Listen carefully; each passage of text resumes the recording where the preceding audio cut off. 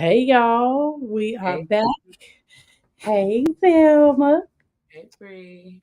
we are Mm, comfy cozy. Listen, we are comfy cozy that's, tonight. As y'all that's can right. see, Oh, listen. I got mine, y'all, but I don't know if it'll go on my head. My ponytail a little big, but y'all She see. got her cute ponytail on. See, she didn't tell me to put a ponytail. I would have did a cute ponytail. She don't be telling me nothing, y'all. She don't be telling me nothing. Listen. So we are comfy. We are cozy. Listen, we sipping our hot chocolate while oh, we talk. yeah. See, I couldn't find mine quick enough, y'all. So I'm sipping egg now. Mhm. Hey, it's a holiday drink. It's a holiday drink, so it is Yeah, fine. So we are back tonight. We are going to I have, took it, y'all. whew, girl. So we're talking about mental health and how it is linked to your physical health tonight. Also, I will be doing a back seat today because Zelma is hosting. I'm just co-hosting tonight, y'all. This is Yes, the yes. show. I'm just here, okay, for the commentary. That's about it. And we will be doing a slight interview. So Zelma's going to be interviewing me. Um, yikes! But we're going to do it. So Yeah, I'm all ready. I'm yeah, comfy. I'm yeah. cozy. I I got love that. That is adorable. Oh my goodness. Okay, yeah, it's doing it for me. It is doing it. it's doing it. It's It is doing doing it. it. It's doing it for me. It's doing it for me. Look, I got my I pocket. I'm comfy. I'm Yes. out. So, madam, I hand it over to you, Miss Zelma. All right. All right. So basically, what I want to do first, y'all, is I want to talk about finding your mental health therapist because a lot of people that I speak with are frustrated. They feel ignored. They feel like they don't really know or understand the process. And then what does my insurance cover? And that also then what happens if I don't have insurance? Can I still get help? So a lot of those questions they are subjective according to the offices and the therapist or clinician or whatever you decide that's going to work for you, a life coach, whatever. Like people in mental health, they have different rules for different establishments, and a lot of them are different. So how do you find out whether this is a good fit for you? Well, I wanted to first go online and just see, okay, what are people seeing when they're doing these searches? And I went in and just did like a little random search about how do you find your mental health person. And it was funny to me how commercialized it came up. Of course, Psychology Today is the main platform that I'm familiar with, the one that I was encouraged to get on when I first graduated. So that one is always one that's staple, but there are others that are out here. So I pulled up Forbes because Forbes is, pretty informational for everybody that that does a search, and it's not so biased that I found, as I do the searches. And it's saying better help, talk space, and regain. And I had an issue with that because these are these big dinosaur companies that are coming in and kind of scooping up all of the clinicians and saying, hey, y'all don't want to do your office work, your paperwork, we can have you work here. And there's nothing wrong with it. Don't get me wrong. Like, it is great not to do your own. I do have some platforms where it's just like I see the clients, I turn in the notes, and I don't have to worry about, and this other stuff that I do in my office. But as far as this goes, with the better help, the talk space, like, you don't really get to talk to the clinicians that have their own offices. You don't get to talk to those private clinicians that kind of think outside of the box. Rapunzel's Phoenix Counseling Services. Like, we don't do traditional things, and a lot of times those clinicians get overlooked when they're starting their own company or they're starting out, and they're looking for the good fits for the clients and how to put themselves out there. So I encourage you to actually go and do like searches with what you're looking for. If I'm looking for someone for depression and I'm looking for someone in my area, if I'm looking for something in the office, like all those things can go inside of a search. And then once you do that search, it's going to narrow it down because the people and the clinicians that are doing the work that's putting themselves out there, they're going to pop up for you, whether you're on a platform or not. So it's going to be important to do it that way. And then I was looking at some other stuff. basically the platforms that they do have that say, hey, we're gathering up all the clinicians and we got the best ones here. So look on our websites. And it was interesting to me. Zen Care was one that came up. Therapy for Black Girls. That was one that was pushed by Essence. Saying that they can actually assist you with getting assistance without insurance. I am on Growth Therapy and Headway as well. So, a lot of times these platforms, they'll give you a basic rundown of this is what your insurance is going to cover. This is what you'll have to pay for your copay and all that. And they pretty much they'll take it out of our hands and take it out of your hands and just handle it behind the scenes. And then there are some and where was it go up? But if push comes to shove and the Google search doesn't work for you, if the platforms that have the everybody's condition in it, you don't find anybody that works for you, I challenge you to call your insurance company. You pay these people every month to make sure, and even if you don't pay them, they work for you. So it is their job to say, hey, I know that this office, and this office takes your insurance. What are you looking for? And then to narrow down what those things are, and then to say, okay, we'll make some phone calls for you. We'll call around, and then we'll find out if these people work for you. They'll give you some names. They'll let you research. You can set up consultations. They can set up consultations. But definitely use your insurance and say, hey, I need something for mental health. Tell me what I'm looking for in the copay. Tell me what I'm looking for as far as how close do I have the option of in office? Is telehealth my only option? Like, tell them what you need, and they should be able to narrow those things down for you and at least give you some good phone numbers and people to refer to. And I wanted to give you just a little bit of insight on what it looks like from the therapist side, because a lot of people, they'll call. They'll call, and then there's no message, there's no nothing. And then you'll hear something like, oh, if they finally do reach back out, oh, I tried to call one other time, but you didn't answer the phone. It's like, we get very busy, especially this time of year, when, people are looking for mental health therapists for, grief. The holiday seasons bring out a lot of grief in people. If you are looking for a clinician that understands, family and not having any, or, life choices, it's a lot of time when people reflect on what they've done with their life, what their kids or what their families have done, or where they are in life. And a lot of times these things are really hard lessons to learn on your own, and people don't know how to ask for help. So, this is the time of season where you kind of embrace your loved ones and say, hey, I might not be sitting beside you, but if it ever gets to the point where you need to talk or you need some assistance, if I can't help you, let me see if I can find someone. And then y'all do these searches for these people, even if you have to call the insurance company and say, hey, my family member is really needing to talk to someone. How do I assist them in finding someone that they can talk to? And then understand that if you you give a phone call, you might leave a quick message about a consultation. And I got 5 people that are saying, I want to start therapy. I have to prioritize. It's still a business, y'all. So, make sure that if you're asking for a consultation, that you're flexible, that you are giving all your information out so that we can reach back out to you. Because, consultations, I don't charge for them. So I don't get paid for that. And if you make me do too much work trying to get back in touch with you, you're probably not going to hear from me. And that Let's say, don't make me work hard to help you. You know what I'm saying? And Help that me help also you. exactly. And that also kind of shows that clinician what type of work you're willing to do. Because if you called my phone and left an email and you left a message, and I'm saying, I know in multiple places I see this person is really actively trying to get some help, I'm gonna reach back out to you. But if I don't hear from you, or either you call and we speak and then you don't do your paperwork, like, I get that all the time. It's so many people that I have in my system that I've never seen because they wanted to get started right away. Yeah. And they just didn't follow up. And then the final horror for clinicians is there are people that will call you that have no insurance, but they will tell you we have insurance.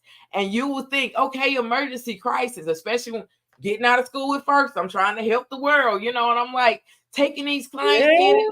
and out. You don't have any benefits. And they'll disappear for a little while. Let me check on it. And then they'll call back like, can I set up an appointment? Something really happened. And I'm like, but you never paid for the last 10 sessions. So I had to start being careful with me and my time, because a lot of people, and you wouldn't believe it, but people steal therapy sessions just like they steal anything else, y'all. So yes, it's real. It is real. But that is my spiel. I just wanted to make sure that I was being proactive and letting y'all know the things that I found online, the deterrents that I saw that I would have saw if I was on the other end of it, and the things that you could do about it. If y'all got questions or anything about it, please feel free to reach out. If we got to do a Google search together, I don't mind that. But everybody feel like you have a support system or someone that you could reach out to in your insurance company if you cannot find the individual. I think that's my spiel on that. Did I cover that okay? Yeah, I think that from the other side of that is a lot of times you find that, hmm, how to put this? A lot of times therapists don't, everybody isn't for everybody. And I've learned that in my years of being in therapy, that every therapist ain't for everybody. You have some therapists who are like hands on. You have some therapists that are just like by the book, very stoic, very, you know what I'm saying? Like, and you have some that are like really compassionate, really engaging, and they make you feel comfortable wanting to talk to them. And then you have some therapists that you be like, so like, is there anybody else I can talk to? Cause Let like me they don't make you feel comfortable enough to even want, at the end of the day, this is someone that you're literally sharing your innermost fears, your innermost desires, your innermost, like your most vulnerable moments. And to have someone that you feel is just gonna sit there while you talking is just like you're not gonna say nothing, you ain't got no feedback, you ain't got no like, can And we make yeah, and mind you, there are going to be times where you feel like that. Why didn't he saying nothing? And they are waiting for you to process. So that happens. But I want I get that part. I get that part. What I yeah, mean is if I'm like if there's a moment, like for me, I don't do well with change. So like I've had instances where look, Sharon said the same thing. She said, looking like space cadets. I'll be like, bye. Listen, I get it. Because sometimes, yes, I get the fact that they're waiting for you to process. Get that wholeheartedly. But as a person who doesn't do well with change, and I get that therapists are not paid top dollar. I get that they not, like, but companies also need to value their employees. The company that I was with for therapy had two, maybe black therapists in the whole organization. And it was like you could see their mistreatment. So because of that, it was like regardless of the rapport that we had built, regardless of the time that we had spent together, regardless of the work we had done, like, and I mean, I was making some serious progress, okay? But they left. yeah, They left. So it left me in limbo to the yeah. point where it was like, well, damn, what do I do? Like, Ooh, and then okay. to be in a place where, it's like, I'll give you a prime example. My uncle died, which was my grandmother's baby brother. Week after that, another family member died. Couple weeks after that, my grandma died.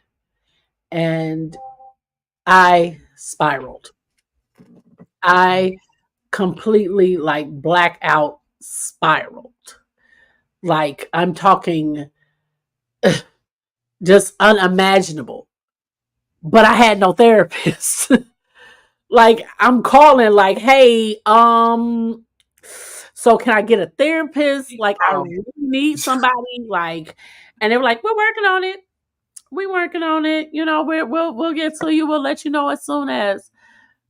But to get to a place where you're supposed to have a therapist, someone that's supposed to be in your corner to help you through those dark moments and through those times. And it's like, I ended up having to call. So now they have a number where instead of you, it's like 988. So no matter where you are, if you're in that place, if you are contemplating suicide, if you're just like, if you're in a process, like, I mean, it's nine, you're literally just have to text 988. And all you have to do is say help.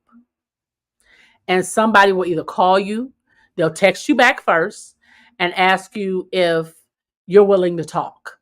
And they'll ask you if you're willing to talk on the phone or if texting is more comfortable for you. Like, I got to that place because I didn't have a consistent therapist to be able to talk me off that ledge. Like, I'm talking 9 toes over the ledge and 1 toe left to just go right on over. Like, I was there. And I mean, in all transparency, like, it wasn't pretty. It wasn't like, I had gotten to a place where I was like, listen, fuck it all. I don't care. Like, all right, peace out. I'm done. Like, I got there. And the therapist I ended up getting, I mean, she cool and all, but she doesn't understand anything I'm going through. And when I tell her I need two a week sessions, and it go from once a week sessions to maybe I didn't talk to you, like, I ain't talked to her in like 4 months. And it's like, yikes. So it's the consistency too. It's also the consistency in therapy, not just on the patient's end, but it's also the consistency on the therapist's end. I get that you have meetings, I get things come up, but don't let me be sitting there waiting on a Zoom for you to show up, and you don't show up. And then I get a text the next week or something like, oh, I'm so sorry I had a meeting. But if your boss knows you have clients, why schedule meetings during the time you have clients and not notify your clients? So that turns people off from therapy. And it's hard when you've built a rapport with somebody and then now somebody new come along. You don't want to repeat that, especially if you've worked hard to move past it, to have to go back to the beginning. Oh my God, that'll set you off. Like, it could set you off or just completely turn you off from therapy. So I think it could be different. So from my view, as looking at it from someone who goes to therapy, and I advocate for therapy like nobody's business because of the simple fact that it's so taboo in the Black neighborhood. Oh, ain't nobody got time for no therapist. Ain't nobody going to see no therapist. And it's like, you need a therapist. It's like, baby, in today's society, there literally should be nobody without a therapist in today's society. Like, I'm just saying, because the shit going on in our country, in our homes, like, I just find that there's too much going on for people not to need to talk to somebody about it. Like, I just don't understand it. I don't understand. Sharon said the same thing. She said, you got to tell your story again. So, and the truth will set us free. It will. But, it's like, I don't know. Like, it's sometimes it's hard to fight for your mental health when you feel like you ain't got nobody to fight with you, Z. Let me respond because you put a lot in that response. So for the companies, I've been there, done that. There are a lot of things that you do not know as a clinician when you come out of school, and there are people that are waiting for new graduates to come out of school so they can kind of bring them into institutions, but a lot of those institutions are not meant for the clinicians' benefit. A lot of times they are money-making places, and people can turn into numbers in certain settings. And I say that loosely because I'm not pointing fingers. I'm just that's what I've been through. Now, of course, luckily I had enough oomph in me to say, okay, I'll go work for these people, but I'm also going to be working on my own thing. So y'all saw me from the bottom to here, the grind. I did my first session in a park, no office. I tried to get in a actual room in the library because I'm like, well, library, campus, free room, study room, maybe I can do that for a little while. And they said, no, you cannot bring that up in here. You can go outside. If you find a little table or cubicle that you can keep quiet at, that might be one thing. But no, and you try to connect to certain places where you can actually shine, and you think that when you get out of school, everybody's going to be like positive, another soldier out here, but it is not that accepting. So if you don't have your own, you do have to abide by people's rules. And after you work for a master's degree or better, and somebody's still trying to let you know that, hey, you cannot practice your gift the way you dreamed about because these are our rules. Those people do decide to go and do their own things or go somewhere where their dreams can be fulfilled. I mean, this is not an easy thing to finish. School is not easy. And when we get done, like, yeah, I came out on fire and somebody basically just dumped the whole picture of whatever fluid they could find on my dreams, honey. My first experience. Whoo, and I mean, this is people that look like me. So understand that there are abusive situations in a lot of these places when people fall out of school and into what they think is a great atmosphere. Now, mind you, at the same sense, I ran into some amazing people because once I got my license, it was like, okay, now everybody wanted to scoop me up. But in between that period, like you get treated really badly a lot of times, and that's my story. Some people, they have connections, but for me, the little girl that did not have family connections and nobody that came out, that knew anything about even mental health or anything, this, ground up. I got nothing but me and my word of mouth and what I'm presenting to the world. So not trying to defend any of that, but just to say, understand that your clinician has a story too. It's not your job to I want to say sympathize with that, but for the ones that feel like, okay, they just left and they didn't say anything, sometimes those people don't have choices because that's the difference in their reputation and whether they're going to keep their license. But as far as it was something else that you were saying. If you get with the therapist that does not fit with you and it don't connect, ask them to help you find a referral. And if they get irritated with you or they take it personally, that is not the behavior that you should see. Make sure you call your insurance company and let them know, hey, I need some help. The last therapist y'all sent me to, they weren't able to help me and they weren't very funded. I felt like we weren't a good fit. You know what I'm saying? Like these people work for you. Again, they should be able to find you someone quickly. Use those resources. What's that last comment? She said, Lord, I'm praying for Rapunzel. Open up the floodgates for her and bring her to those that really need her gift and expertise. I love that, Sharon. Thank you so much. I definitely Absolutely. appreciate that. And if that's not my goal every day, I don't have a goal. Like, yes, that's my goal every day to bring that to people that feel like they helpless. And then one more thing, and I'm gonna stop babbling, y'all. But like, if you go to a clinician and you see your insurance is not going to cover something or you can't afford the price or whatever, it does not hurt to say, hey, do you have a sliding scale? Because I've had people to come to me and I'm not really that cheap, y'all. Like I charge $220 a session. I don't play with it. You know what I'm saying? So when you come into my office, I'm giving you everything that I got. I am yours for an hour. So I expect you to be present, available, and we do this good healing together. But if for some reason you cannot afford to do that coming out your pocket or your copay is too high, sometimes that clinician, they don't mind saying, yeah, we can do a sliding scale. What can you afford? But at the same time, then if they do that for you and you don't call them back or you don't get in touch or you don't follow up, that's one less person that we'll want to help next time because we literally put it in our schedule, in our budget to say, yes, I want to help this person because I'm feeling them, and then don't bash that therapist if you have not asked them, can I get a sliding scale because you don't like their prices. Like it's a lot of that going on. So y'all just know that it's coming from both sides of confusion. This mental health system, even though it's supposed to be for everyone, like it's not set up to be the easiest system.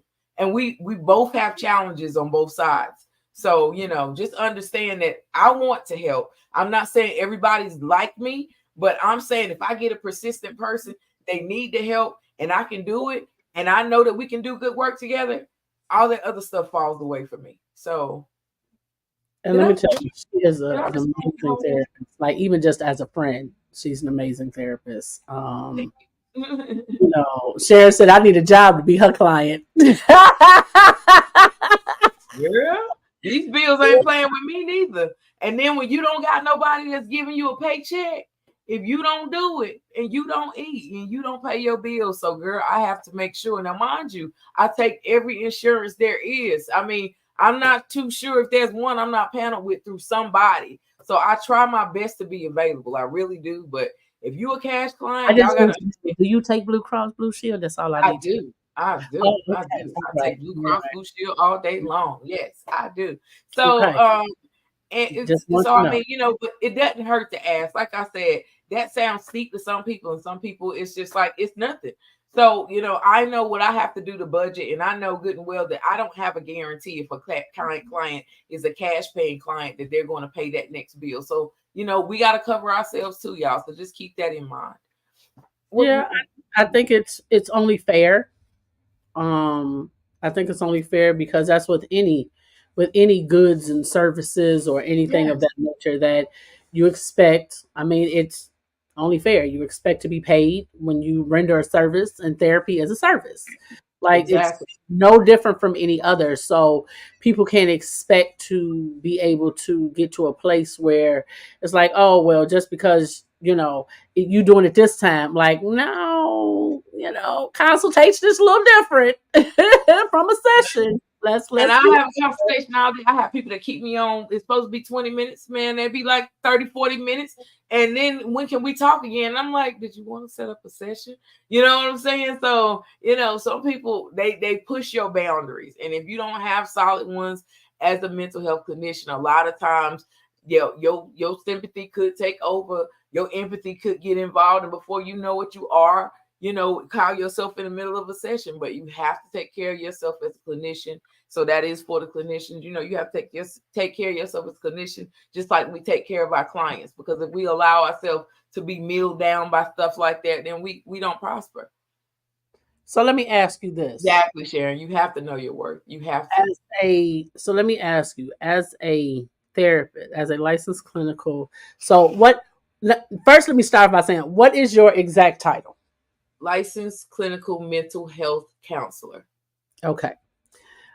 Um as that being your title, what do you feel as if, because it's like there's differences between a licensed clinical social worker, there's a difference between, and I think that's one of the things that people need to know, that there are differences Mm-hmm. in that, because each one does a different, each one does something different. So I think that's also important for people to know that there are differences in those titles. Okay, so basically, a social worker, a licensed clinical social worker, and a licensed clinical mental health counselor, very similar. They can do interchangeably a lot of the same job. The social worker, a lot of times, especially if they work for these agencies like Department of Social Services or Okay. different agencies that are supposed to go into the homes or home health type things, it is their job to make sure that this person has the things that they need, that make life livable. Meaning, if a social worker goes into a situation and it's not it's abuse going on, it's neglect going on, it's something like that, they are set up to report that off, to make sure that the proper things are put in place, court things are put in place. Like, that's a whole lot more technical than what I do. If me personally, if I walk into that situation or see that situation, I'm going to call the social worker because they have those resources. Of course, we can provide resources, but ultimately, mandated reporting, that's of course is there. But other than actually being able to go into that situation and say, I'm going to handle that, that's more the social worker than the counselor. Okay. So, That's the biggest difference. I find that social workers have great resources a lot of times. They're a lot of them don't do well. I don't know. The ones I know don't do a lot of sit down sessions. As far as just telehealth back and forth, like they're more at that hands on. We making sure that everything is running the way it's supposed to. In the home, in your life situation type thing. And if we need to intercede, we do. So, Okay. Hey, Sam. hey. Hey. I do want to take the time out to say thank you to everybody who's tuned in so far. I see Danny, I see Sharon, I see Sam. Hey, looking at comments, y'all, so I can't see my Z spotters, but are y'all out there? If y'all are, hey, y'all.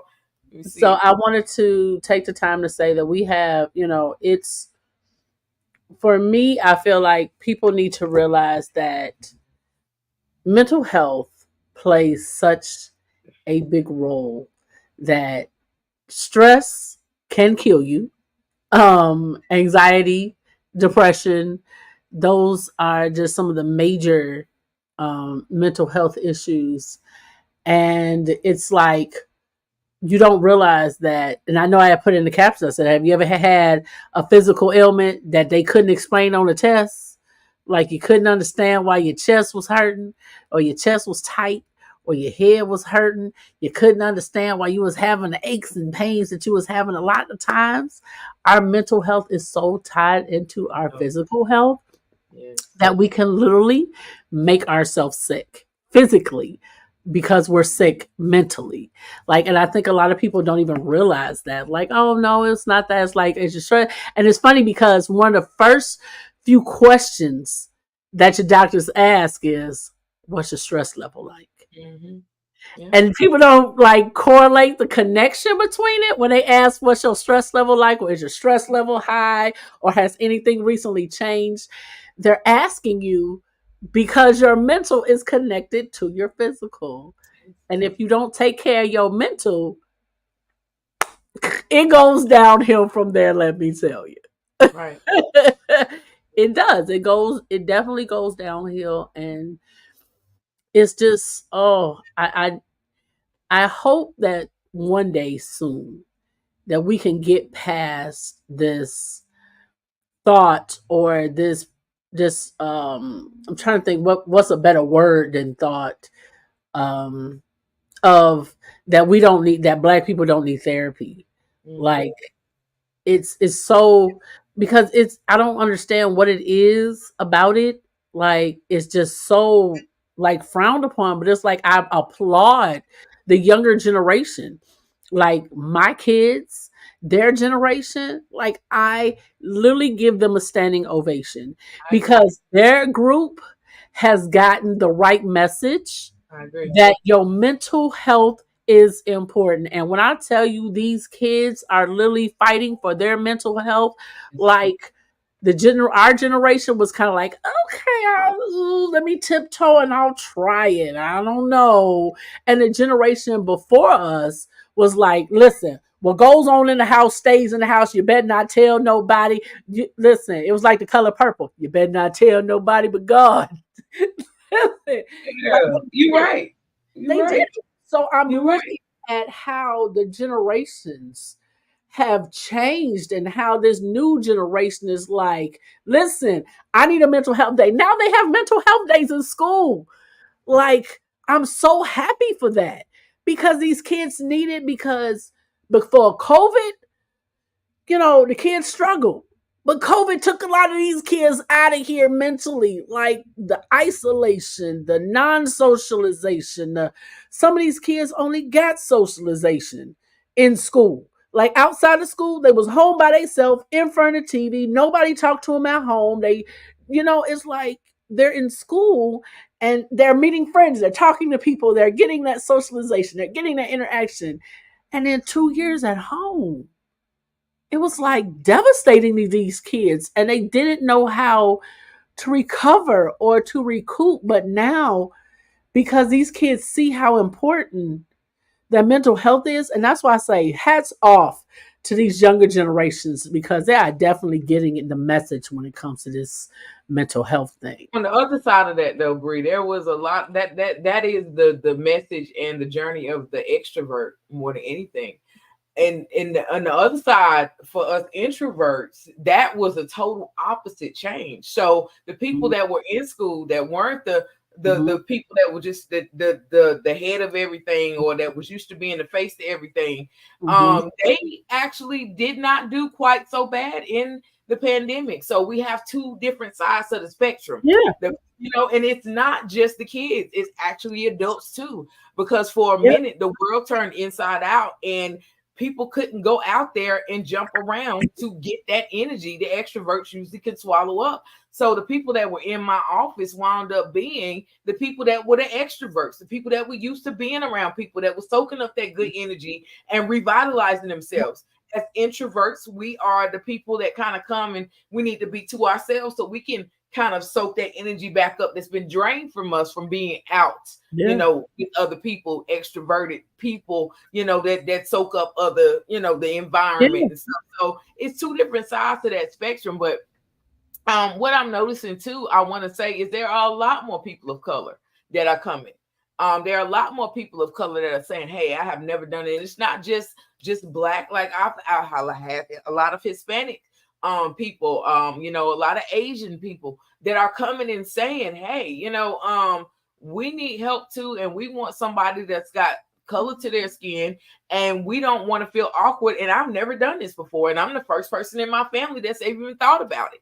And so, that's why I speak to the therapists that speak outside of the box, clinicians. If you do not, think like the book says, or you don't do everything traditionally, get out there. There are clients that are looking for someone that thinks like them, that looks like them, that talks like them, that feels like them. And it's important to put yourself out there and say, "Hey, this is how I do things in this office. If you feel like I can help you, please reach out. If I don't feel like I can, I probably have a referral or somebody that looks like me." I think I lost Bree. No, Um, it's not. oh, you there? It's coming Okay. back. Yeah, it came back. Yes, they Barely. are. The younger generation, they are free with it, and they're not embarrassed about it. Like, they put everything on the table and be like, "What am I supposed to do with this?" And they be real with it. And if you are truly an empathetic clinician that wants to help that next generation, you listen and you let them talk and you let them process, because we don't know what that, like, some of the stuff that come out these younger people's mouths. I'll be like, you know what? And I Sure. be having some real questions. And it's stuff that we process together. Understand that your clinician learns with you. They also learn who you are according to what you present. So I can't help your neighbor the same way I help you. Therefore, we got to have real conversation. And my biggest pet peeve, and I've read this somewhere, I think I posted in the Z Spot. They say that like 40% of people go into their sessions and they lie to their therapist. And Like, do, you're paying for an hour to get some assistance with your life, and you come in telling lies, and you think you're gonna get some honest help. Like, if you don't trust your clinician, find another one. You know. But I yeah, agree with what Danny said. She said, I also think that villages have left and so many people are doing things alone, which also brings on stress and depression. yeah, It it's is. safe. There is no more there's literally no more village anymore. Like you can't even tell kids like if you turn around and say who you talking to, F you mean, who am I talking to? You be like, and then the minute you call or say something to a parent, don't be talking to my child, don't say nothing. It was like, oh, okay. I'm just That's selective too. It's according to the community that you in. You know what I'm saying? Some people still know how to pull their people back. Like, I love my family dynamic. Like, I'm one of them mamas, and I had the mama that if I look at you, I don't care if you 3 or 33, you know not to play with me. You know what I'm saying? So, and then if I get if they know that I'm connected to someone in the community, this is my best friend, this is my, my sister, this is, even if that's not blood, yeah. they know if I get back there, they saw you doing anything, and then you got disrespectful with it. Oh, that's a whole nother. And I don't care how old you are. So that is No. still the mentality of the parent and what they're instilling in these kids. But the community is still out here, and they still willing to help. Like, but you gotta be that parent that says, I want my kids help you to help my kid too. Like you can't just scoop anybody's That's up. it. That's it right there. Right. Like You one you thing gotta make sure you know whose kid you messing with, because some of the you parents messy do, with their kid. You know like what I'm saying? And they don't want their kids help. They trying to be messy. So you back off in some situations. But for that kid out there that wants that help, yeah, I agree. I agree. The community's still there, y'all. It's I still there. think I think that like for me, I have four biological children. I have helped to raise at least 20. Um and the reason is because I still believe in the values of I still believe in the value of, community and the values of that village. Because there's so many things that we can Sharon said 21. I love her son. I love her son. That is Uh-huh. my baby. Uh-huh. Um, but it's like sometimes, even as a single parent, you see other people struggling in areas in which you can relate. And sometimes it just simply takes a conversation to be had because you see a parent dealing with something that you've dealt with. And sometimes that conversation can just simply let that other parent know, like, oh my God, somebody else finally understands what I'm going through. They understand where I am. And for me, I've always had a passion for children and seniors. I don't know why. I always had a passion for seniors and children. I'm like, listen, from diapers you came, back to diapers you go. Listen, but I find that most times, like one school I worked at, I mean, the first day, the first school I worked at, it was, well, it wasn't the first one, but it was one of them. It was an all white staff, and it was like 98%. Um, and the students were 99% of color. And so when I first walked in the door, it was off putting because the only black staff that they had, of course, were the deans and the security. The only black staff was the deans and the security. And my first day there, they was like, listen, we got a group of kids you need to be careful of. If you run into them, don't say nothing to them because they're going to respond this way. Let me tell you something. The biggest, baddest one on day one. At the end of that day, baby, by day two, she walked in the door the next day and was like, hey, Ma, here's my Mhm. phone. I'll get it back from you at the end of the day. They looked at me like, what happened? I said, see, that's the problem. A lot of these kids only want somebody that is willing to, like, listen. That's it. They just want somebody to listen. Sometimes they just need a hug. And I mean, like a hug to let them know that they love you. You know what I'm saying? Like, it's no judgment. It's just walk in the door. Hey, I like the way you got that shirt tucked in. Okay, I see the uniform today. It's popping. Okay, and simply giving them that positive affirmations and that positivity can change the outlook on the kid. Like, you have kids who are willing to pop off and holler and scream because they feel nobody's listening. But if you sit there and be like, listen, I ain't doing that with you today. Come on. You need a hug. Come on. Just hold on a minute. Just give me a hug. Take a deep breath, and then we can talk about it. But we're not gonna do the screaming and hollering back and forth. And they be like, and it's like it just changes their demeanor sometimes. And so I think that a lot of times we don't, that village is because our guards are up, because we've been hurt as people, as adults, we've been hurt. So it's like, yes, I turn into a mama bear in a minute. And I tell people when it comes to my kids or any kids I've helped raise, baby, I will maul you first and ask questions later. Okay? Listen, that's why I say mama bear on my mug. But it's that, if we can get back to being open to the help and kind of letting our guards down a little bit, I think that would also help with the community and the village and things like that. I think help turned into control, and that's the problem. It's a Mm, lot of people out here pretending like they're trying to be community, but for real, it's the people that don't have a life and they Mhm. want to see if they can make you dance, pretty much. So I'm gonna call your mom turns into you better do what I say I'm gonna do. I'm gonna get you in trouble, and that is antagonizing for this generation. They don't like that, and I Mhm. don't blame them. We didn't like it either, but we knew how to hang our heads and just walk through it. But But it this was a newer different generation, time too. It was yeah, a it was, different time when it was. I'm gonna call your mother. It was because it was actually you were concerned about the behavior in which the child was presenting. right, Now you exactly, calling because you just want them to get their butt whooped because they irritating the hell out of exactly, you and you don't care.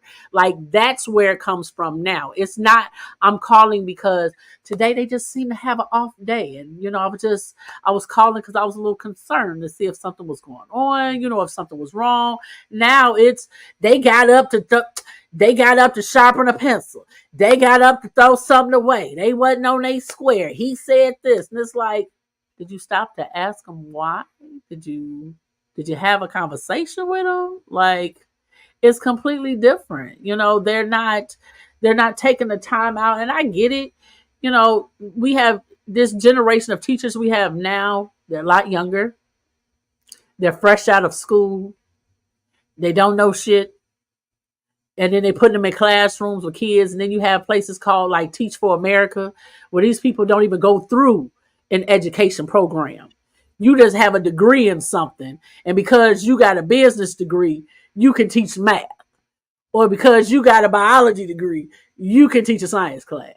Like it's a little different, but because that's what we're having now, it's like the teachers are scared of the kids, and that's what it is. The teachers are scared of these kids and they're there to get that check. And at the end of that year, they're gone trying to find something different or they go back to their old jobs. And it just, listen, because I tell parents, listen, once your child becomes mine, I treat them like mine. So if I have to snatch them every once in a while, I will snatch them. Like it, look, right. Yes, another one of my babies. Another no, one of that's my right. I babies. think the Like, other yes, side of that, Bree, is the fact that it's not just the young teachers. These young teachers are coming out of school and they're excited. I have talked to quite a few clients that will graduate. That program is strenuous, especially that end with it they is. coming out full Student fledged teaching. teaching. That training is rigorous. And so I find that a lot of these older teachers are killing the young, just like I've experienced in mental health, in this industry. Same thing happens in the teaching industry, which is that sour person that has been 20, 30, 40 years teaching, and they see this young person that's coming in with new stuff and new excitement and new energy, and they just be like, all of a sudden, their enemy one-on-one, and it's just like You're the going to teacher doesn't understand it, the new one doesn't understand it, but that makes them put their shackles up. What does that stop? That stops these students that would have normally flocked to that teacher not to be able to because the energy is off. So, I speak to the older teachers. If you've been in your job so long, you bitter, and you don't really care about these kids, and it's about a paycheck or either about your power or how many committees you over or how many parents you talk to every day that you influence. You're not there for the right things, and you're part of the problem. I um know. so it's two It's sides time to for them that. to go. Yeah, it's time, exactly. and they Either don't. get a They new hold attitude, on because they want that money. because the thing is, you hear most of the time is these are great teachers, but they angry. Yeah, So you need to go find your clinician that's and they gonna give up. help you with your mental health stuff. Because just because you have a title and you've had a job for a long time does not mean that you are mentally available for these kids every year, every day, day after day, and the stuff you put up with, and then you go home, you take it home, and then you bring home back in the classrooms, and before you know it, you a big ball of problem. And then you got students that can't stand you, that's cussing you out, that's doing stuff to you, that want to beat you up, and you like something's wrong with this generation. No, this generation is tired of getting mauled by people in authority. So it's two sides.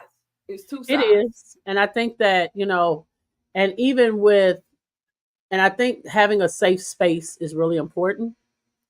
And I say that because, like, at my old job, we definitely had, we had a counselor at our old school. And we even had like some mental health services, but it was like if you didn't necessarily have an IEP, or you didn't sign the waivers, you couldn't talk to the therapist. Ooh, don't So get it me was started. like for me, I created a safe space within my office. So like I had kids tell me that my office felt like home. And so I had under my desk, it was so funny because in my office, like I had like a little snack shelf. I had a refrigerator in my office.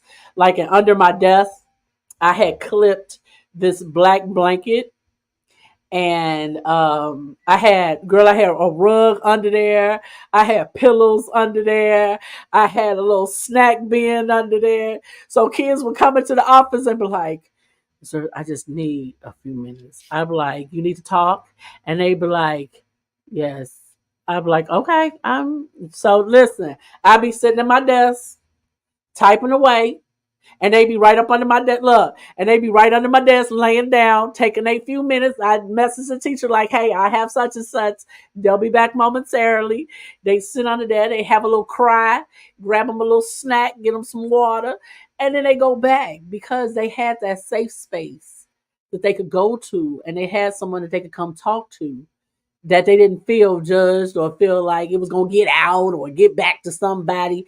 They knew they had a space that they could go to, and it's unfortunate that a lot of our kids are not able to utilize the services in schools because they don't have the IEPs to have the minutes to be able to see the counselors or the therapists and things like that. And I think that that's very important that the kids have some sort of safe space, and even if it's not a counselor, to have that in somebody. You know what I'm saying? To have a safe space in somebody where they can at least let their guard down at some point in time. And I think as adults, we need it too. We need to I have that agree. safe space. I And, agree, Sharon. if your therapist can't be a safe space, then like you say, maybe you need a new one. Maybe you need a new one. And it's definitely something that I feel as if it could change in the future.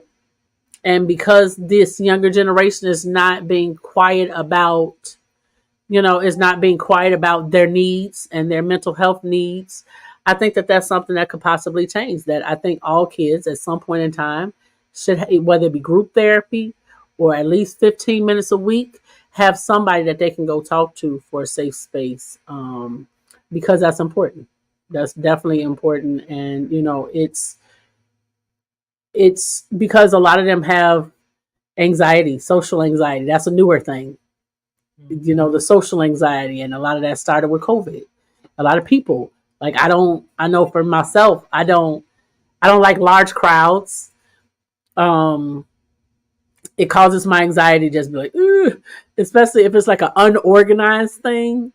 Like I just can't do large crowds. Like I don't do clubs. I don't do like stuff like that. I haven't been to the Taste of Chicago, I think, since my kids were little. I think that's the last time I went to Taste of Chicago because it's just so many people and like What is random that? touching you. North And Carolina. We don't know what that is. What is that? okay, so the Taste of Chicago is an event that they have here every year. It used to be around the 4th of July. And we have this fountain here called the Buckingham Fountain in the center of it's like by downtown. And it would be a festival of all the different types of food that you could find around the city of Chicago. Bobby and Sam talking about that. Did they talk about that one year when they went together? I think No, it was they they did. were talking about. I think so. I think so. Okay, okay. But yeah, it's food from all over Chicago, north Yeah. side, south Yeah. side, west side. I'm talking pizza. We have a Giordano's deep dish pizza, and the deep dish is this thick. They Yeah. have turkey legs that be like literally this long, and I mean, Yeah, like I it's think they food was from talking all over. about that on CCI. I remember them talking about it because they was like, "We're going out. We don't know what we're gonna eat." So I didn't know what they were talking about. So okay, Yeah, that's what it's called. What again? it's called the Taste of Chicago. So you'll have to come one year. Now I can't promise I'm Oh, gonna go with you, but I promise you'll have a good time if you go.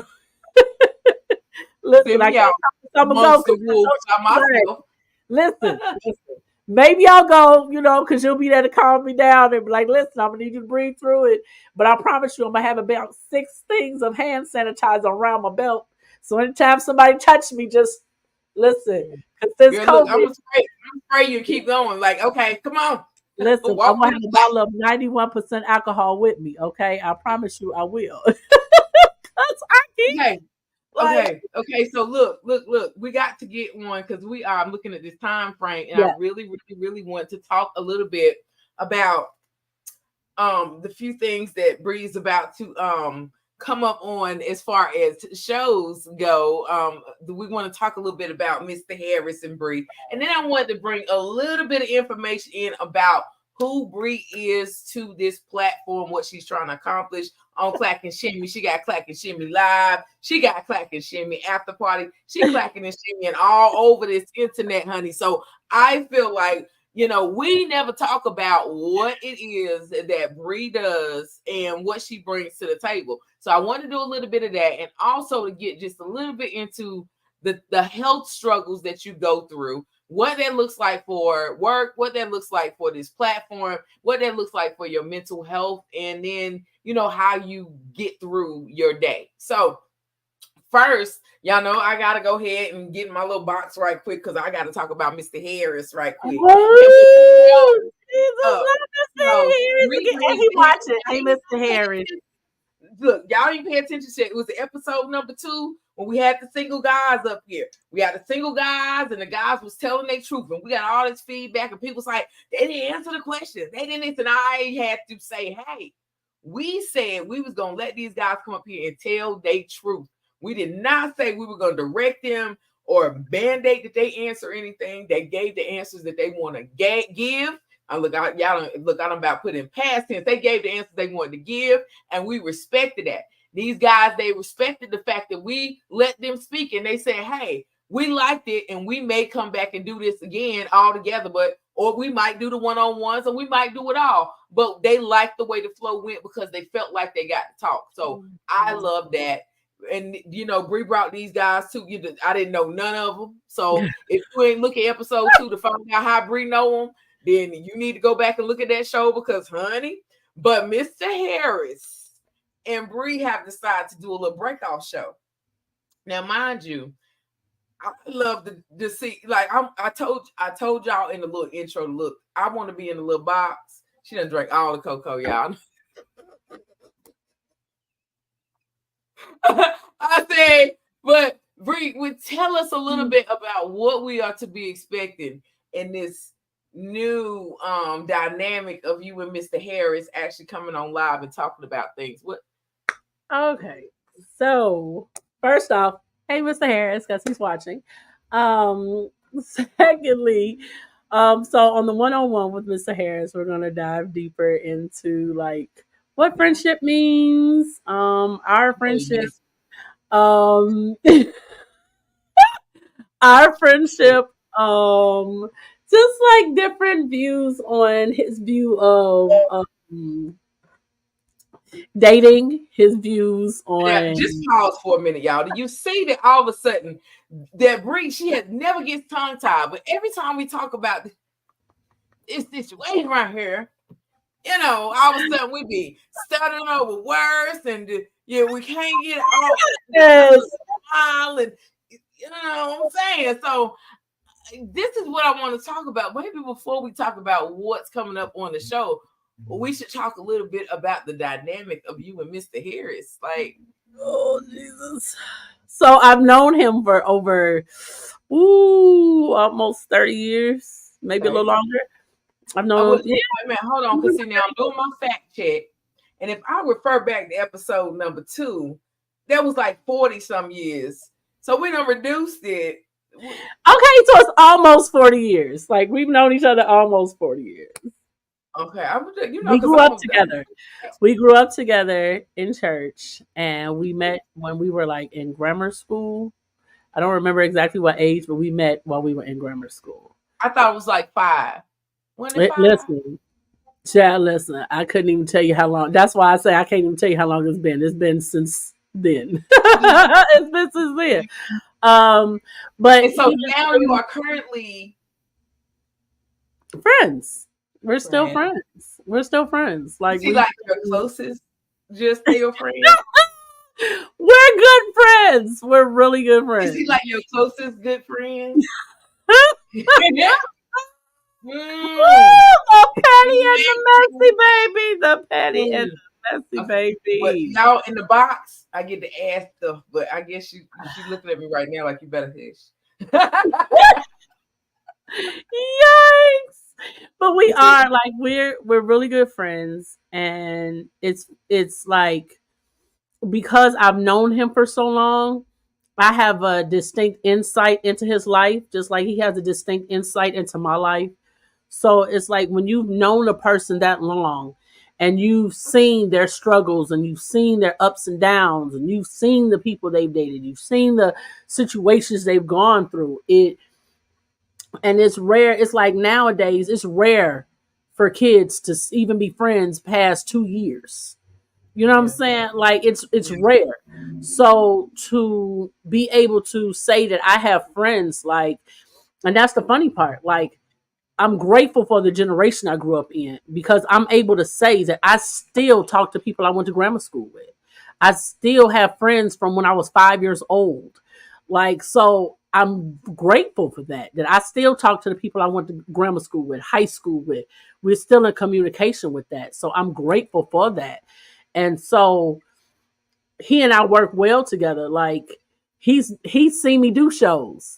I've done shows where he's sitting there and I'm like, I don't know.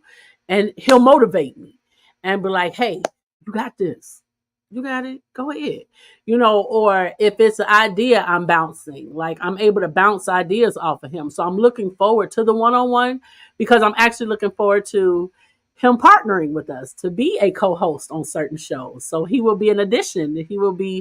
He is a new addition to Clack and Shimmy, so he will be hosting some shows and co-hosting some shows. So you'll see him more often on here. And we got a couple more people that I'll be bringing on for guest hosts and introducing you guys to. And I'm looking forward to that. But we're going to be doing one-on-ones with the other guys too.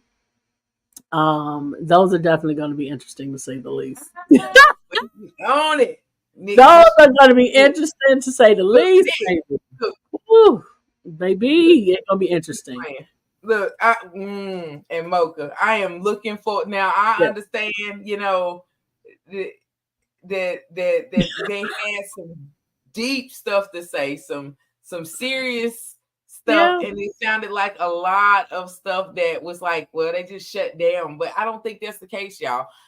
Like I said, and like I said in episode 2, like even though y'all heard angry things, there was still, I love my mom, I love my daughter. And the fact that you're connected from two different spectrums with amazing women in your life that you respect, there is room for in between, y'all. But you can't get mad because you hear somebody's truth. Like, you definitely have to keep listening. And I just want to say, I know I pick your Brie a lot, especially when it comes to Mr. Harris and this show and stuff, but y'all have to understand that there are times that we speak to each other and we talk to each other on serious levels. And some of these things do not have all the smiles and the eggnog and cocoa to it. It's real tears Yeah. and real feelings and real things that we go through. These physical, and mental problems that go on, they don't just ride over our heads either. Like, we really go through real life, and sometimes you reach out for the person that was there and that listens and that knows your life, or knows a piece of your life. Well, even if they don't know your life, they got a good ear and they're listening, they don't judge you. So I love to have fun with Bree, but ultimately, like, it's my girl. Like, I love the fact that she's smiling, and I don't care if it's 15 Mr. Harris is like, I'm gonna be all up in the Kool-Aid trying to figure out, okay, what's the scoop? Because she smiles. She smiles, and I haven't seen this smile in a minute. I just want to say, you have lost quite a lot of people back to back to back in your life, and I've seen it affect you on this platform, on other platforms, just on your page alone. The differences in the way that we talk, and the things that we actually talk about, and the capacity to what we talk. It's the dynamics change when you go through real life stuff, and it's been times when we both had to kind of talk to each other about how it's important to keep going, how it's important to stay encouraged. And so I just want to say that part, y'all. It's all love, when we backing and forth and up here. But yeah, I'm still gonna be in the square. I don't her. Um, I don't. but But I will say that um, I'm definitely looking forward to, the upcoming shows that we have. And so we will be having because Delma is so determined to have this Get to Know Bree show. mhm. We I supposed to be don't know doing that. why. Talking it all up. We done hit our hour and stuff, y'all. So I don't know why she is determined to have this Get to Know Bree show. So well, uh, I will be being interviewed. yes. Instead of doing the interviewing, I will be doing the interview. She will be doing the interviewing, and I guess I'll just be answering all of her questions and the questions everybody be putting in the comments. So Mhm. I guess I'll be in the hot seat. Yep. So the first question I actually did ask already, but let me reiterate. Bree, what is it that you want to do with all these platforms? We got Clack and Shimmy. Tell me how many pages and different. Give me these. Ooh, okay, so we have Clack and Shimmy Live, which is the show. We have Clack and Shimmy After Party, which is The spot, y'all. That's like it's the club it's after it's club. the hours hangout spot where you get We down, you have get one good year there. yeah, you get down, you get dirty in the after party. And then we have Clack and Shimmy on YouTube as well as Instagram, Snapchat, TikTok. Um, I think that's all the social media we got. Facebook. And Facebook. And then hopefully within next year, well, we will be revamping some things for the new year. Of course, we have new additions to Clack and Shimmy. Um, and then we also have, we always have Zelma as my co-host. We have my brother Joe as my co-host. So, we're going to have some fresh faces. And, I think that my goal in starting this was that I wanted to create a safe space for people. I didn't start this or do this for likes and for millions of views and for money and things like that. I did it because I felt like I see a lot of different shows on Facebook and YouTube, um, and a lot of times it's not a safe space for people to be able to share their truth. Um, there's no guidelines. There's no respecting rules. Um, and I just wanted to share some of the light that I have, that, as my grandmother said, the light that I have. I just wanted to share some light, love, and positivity with people, and because I love people, and for me, I've always been an empath.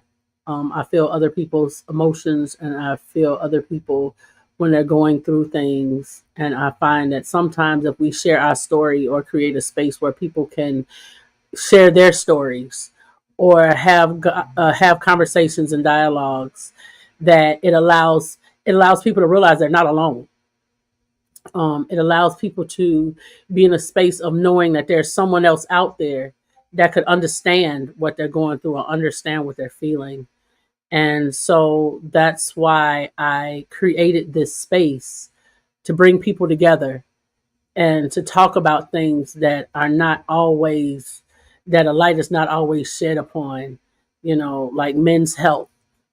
Um, Before I did the show on men's health, I had never seen a female show dive deep into men's health and how important it is.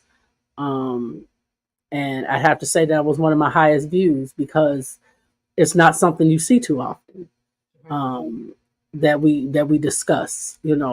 Mental health and children and their mental health, and a lot of times the old school is children should be seen and not heard. And nowadays children need to be heard.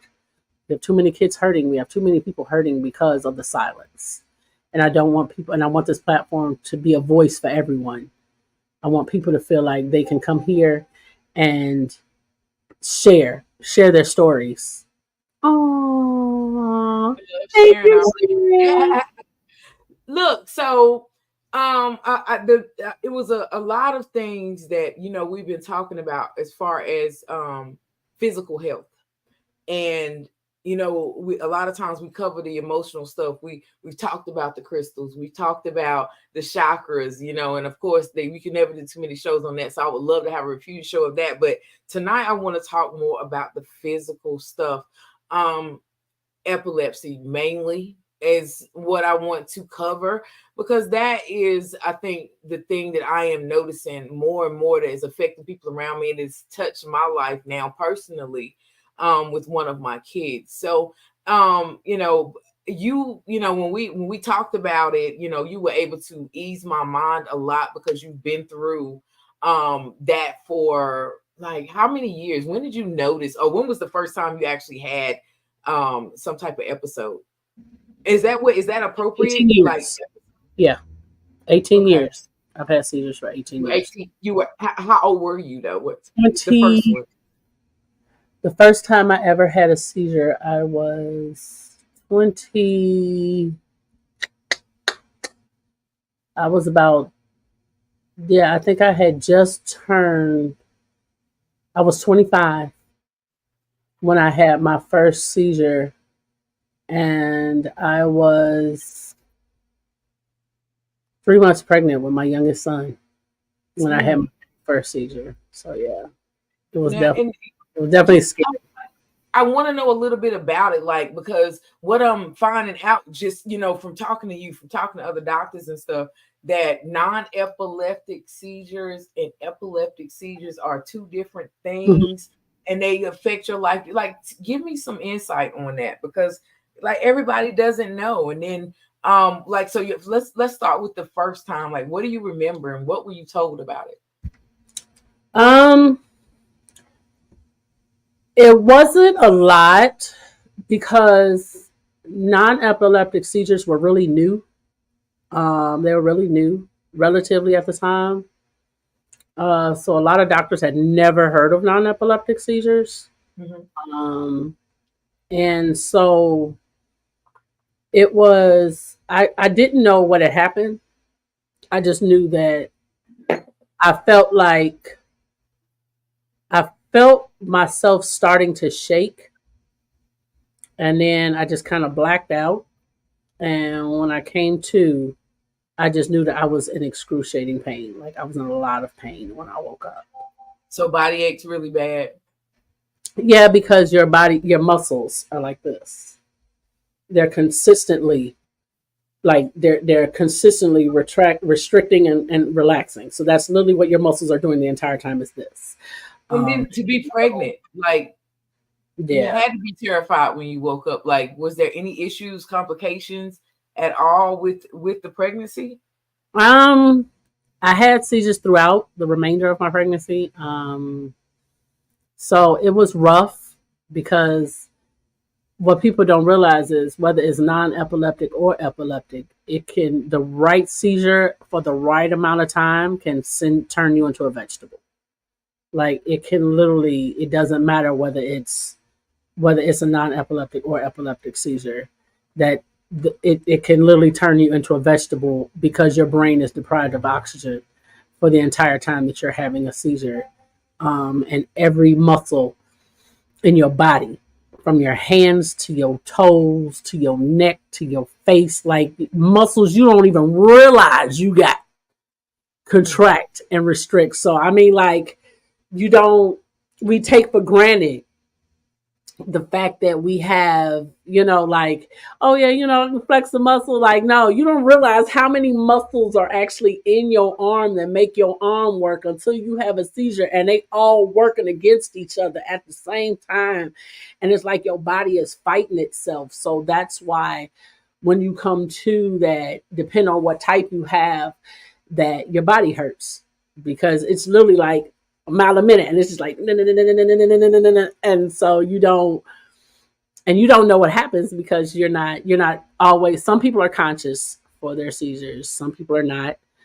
There's different types. You have grand mal seizures, you have focal seizures where people just stare off.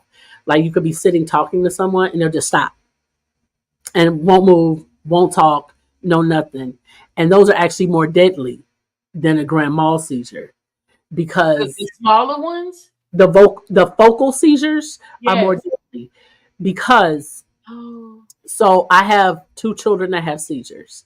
My youngest son ended up with seizures. He has focal seizures, but they started when he was a month old. And my daughter has grand mal seizures like myself, and they started when she was a month old. So imagine being terrified that your child is having a seizure and you don't know what the hell it is or how to fix Right, it. right. Um, and he would stare off.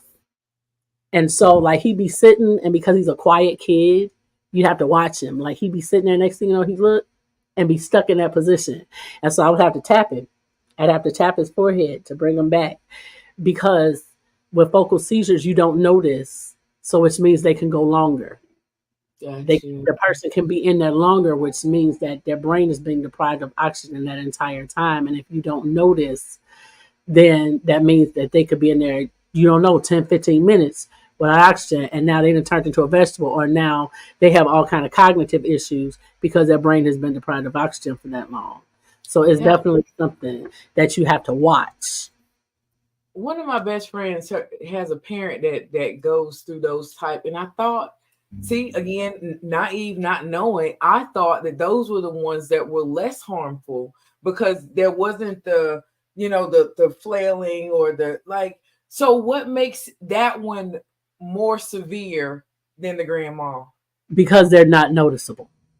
So just the fact that nobody's paying attention, they're not going to do anything to prevent, and it's so they may stay in that state for longer. Not so much what your body does, just the fact Right. that nobody's going to come and help or assist you with coming out of it. Okay, Right.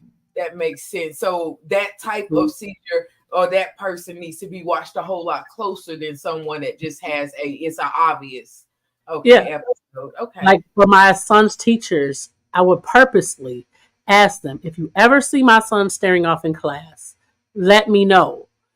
And the teacher, and it became frustrating as a parent because I would get to the teacher conference meeting and they'd be like, well, sometimes he stares off in class and he doesn't really pay attention. And Oh wow. I'm like, I asked you to tell me when this happens Yeah. because he's not daydreaming. He's having a seizure. And it becomes frustrating, and So they're to like, pay well, I attention. didn't know. And it's like, how did you not know? If you read his IEP, you would know what would happen. And I told you myself. Like, so So how do you navigate that though? Like how do you navigate that for your children when the healthcare worker has no idea what you're talking about? Like what do it's, you do? it's, it's hard. I know myself because I have epileptic and non-epileptic seizures. I have both. It can be frustrating. I've had incidents where so I have grand mal seizures. I black out during my seizures. My body shakes. I can't control anything. Everything goes. But when I come to, so it's like sometimes I stop breathing. Sometimes my breathing is shallow. I've been told that I've stopped breathing completely after seizure before a couple times. Um, and it's like when I get to a certain point, then it's like my breath comes back and it's like I just come back. It's almost like waking from the dead, kind of like it's weird. But I can hear. I can't talk to you, but I can hear everything that goes on around me. Yeah, is Um, this while it's going on or after it's after? After. Okay, okay. Um, and so it's been issues where I've been in hospitals and I've heard doctors say, especially with the non epileptic seizures, because non epileptics don't show up on tests. They don't Right. show up on the brain scans. So I've heard doctors say, "Oh, she's faking. There's nothing wrong with her. She's fine." Like I had an incident where I was in physical therapy.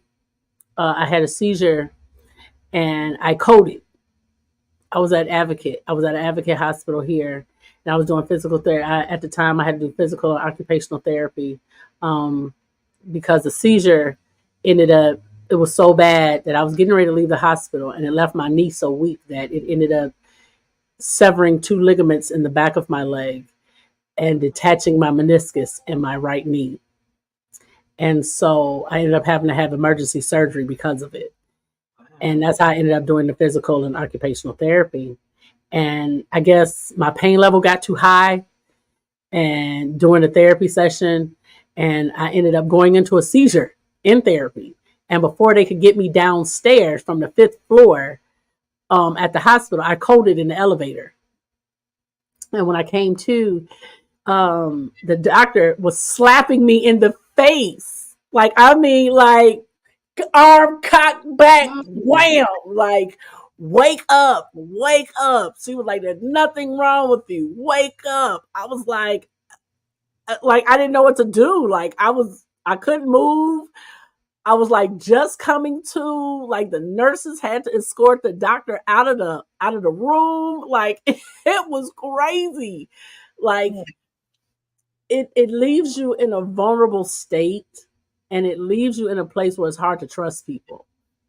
It really does. It leaves you in a place where it's hard to trust people. And so for me, it's like when it comes to my health, like my family will tell you, I'm close to the I play my cards to the like, you would think I was playing poker when it comes to me giving my family information about my health. I'd be like, listen, it's maybe an impossible. you know, so it, like right here though, that's I want to use this as a teaching moment. Like for people, new parents that never experienced it and their kids are going through it, or the person is actually going through it and this is the first time and they're learning from you today. Like, what do you tell that person, or what do you tell that parent or the person that has to basically fight for their loved one? Or how do you tell the person that's going through it how to fight for themselves or speak up for themselves or make sure that they're safe without feeling that I need to keep everything to myself and get to that um, paranoid state? I would say that you have to do your research and read. It's very important that you establish your patient portal, um, because it's good when you have someone that knows medical information. Um, and it's like if you realize that doctors don't always tell you everything. They don't tell you everything. And they don't know everything. So, Um, and they don't, but a lot of times you go in for a test, okay? Let's say you go in for a CAT scan and they're looking for something in particular. mm, Well, if they see something else that they weren't necessarily looking for, they're not going to tell you. They're not going to tell you because that's not what they're looking for. You see what I'm what? saying? Oh, I guarantee you. If you've ever here, okay, little side bit, little tidbit for people. If you ever go in for test, whether it be a chest X-ray, CAT scan, MRI, whatever, go in your patient portal and read the summaries. Read your summaries. Like, I have found out things about myself medically because I read my summaries that the doctors didn't even tell me about because that wasn't what they was looking for.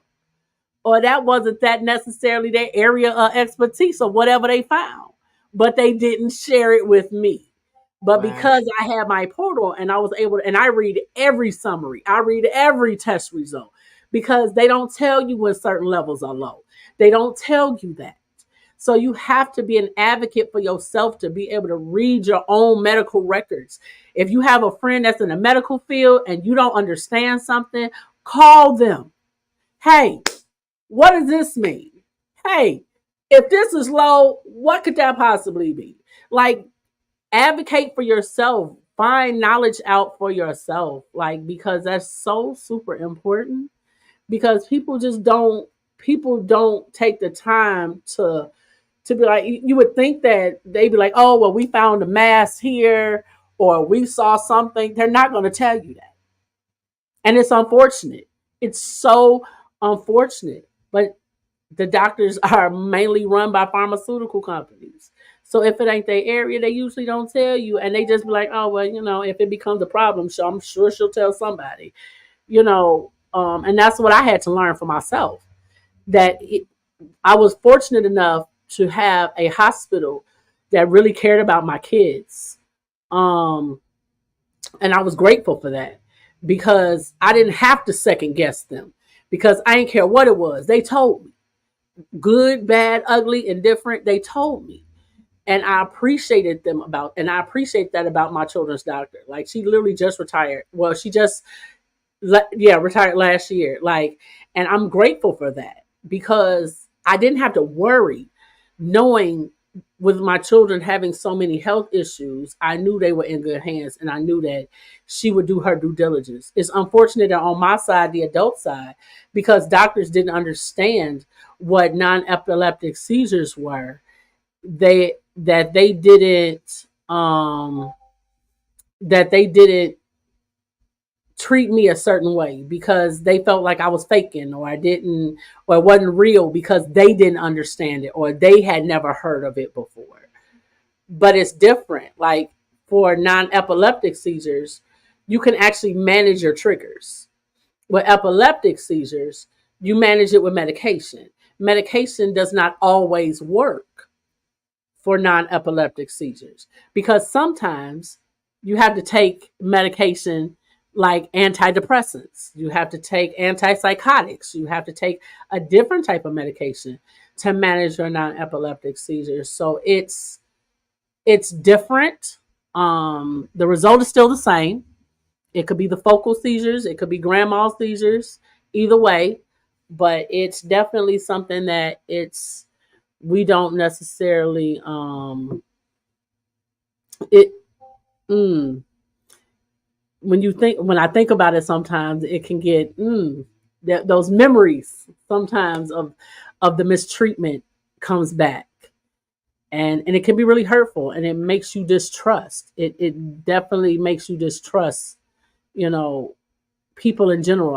I've been out places where I was at where was I was out somewhere, had a seizure, and people literally just stepped over me like I was in the So, way. speaking on that, like talk more about support system and medications. Can you go there a little bit? Yeah.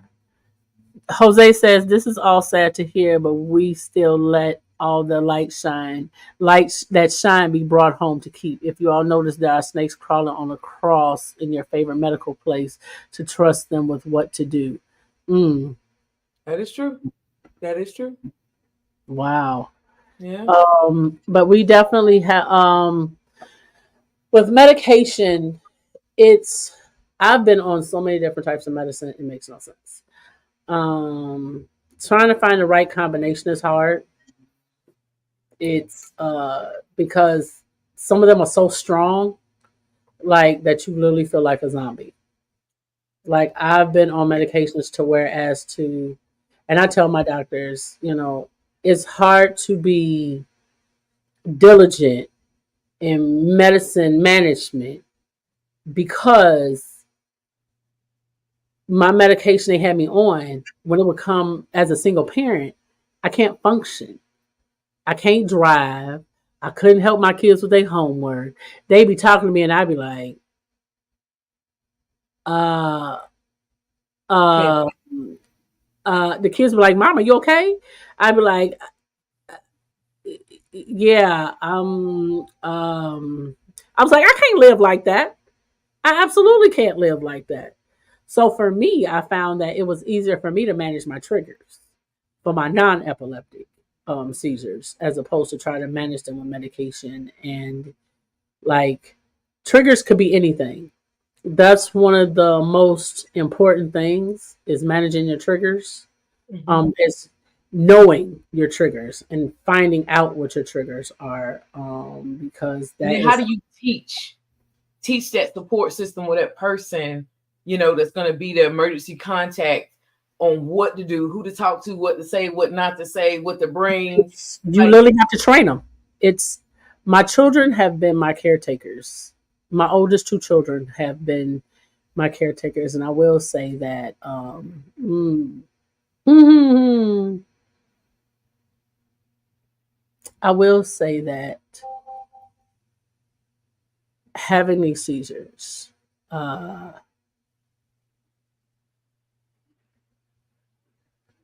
take your time. It's okay. have definitely affected my life in a lot of ways. Some expected, some not expected. Unfortunately, it caused me to take away my children's childhood, which wasn't fair. And my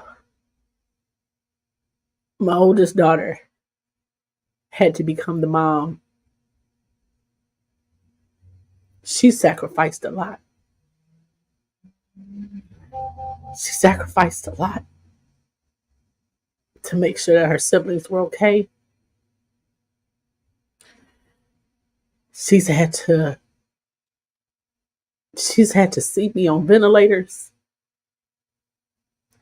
not knowing whether or not I was coming home.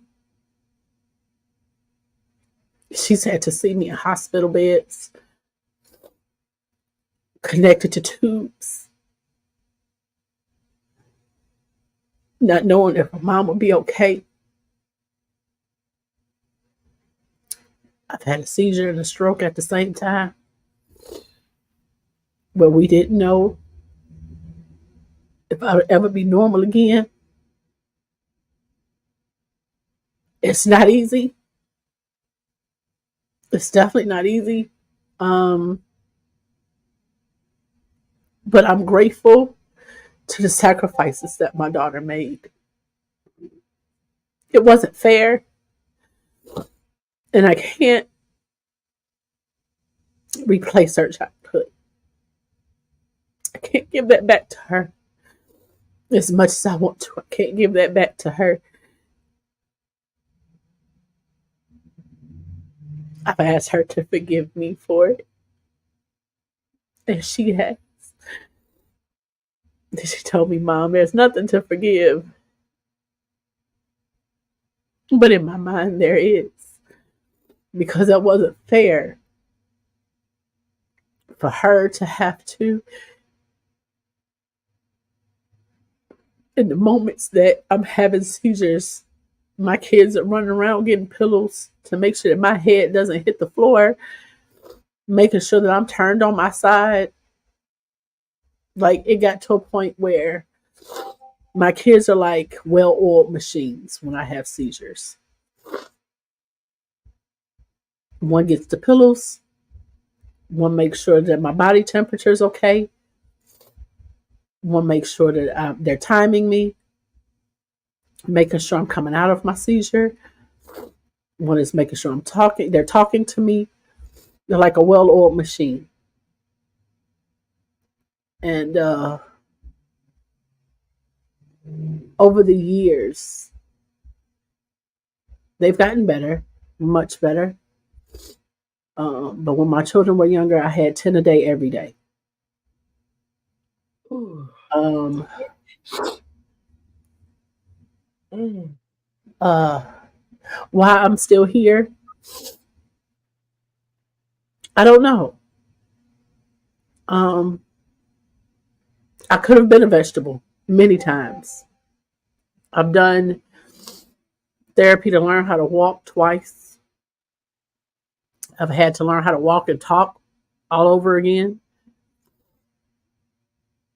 There's been times through this journey where I wanted to give up so many times. But because of my kids, I kept going. And uh, it's hard. It's definitely hard. It's definitely hard. Um, but I will say that my kids are awesome and they're amazing, and each and every one of them in their own way. Um, but if I could change one thing, it would be that I never wanted to be their responsibility, and I became that.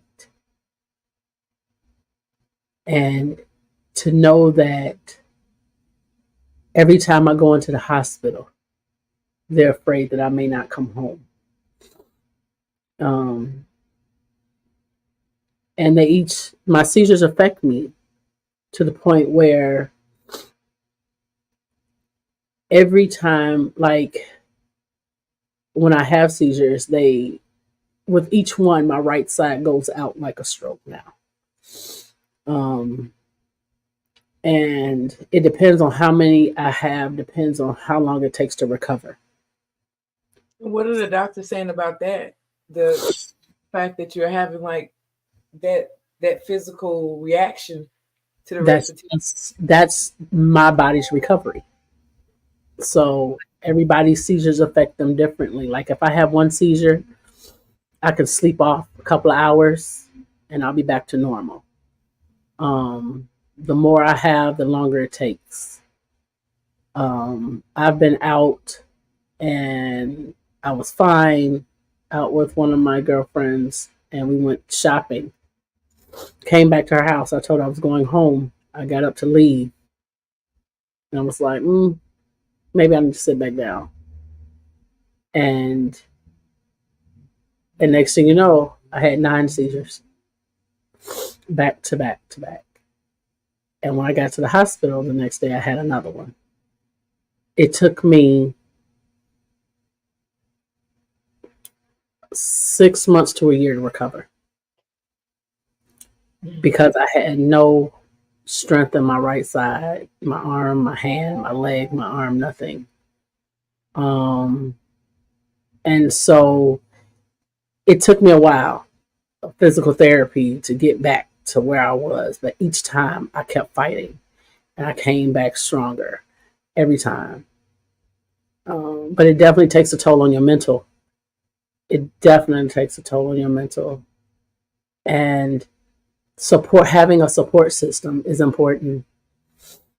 It's definitely important um, because when you have seizures, you're so vulnerable in that moment that you don't have, it's like you have no control over anything. No control. Luckily, I'm fortunate enough to have warning signs.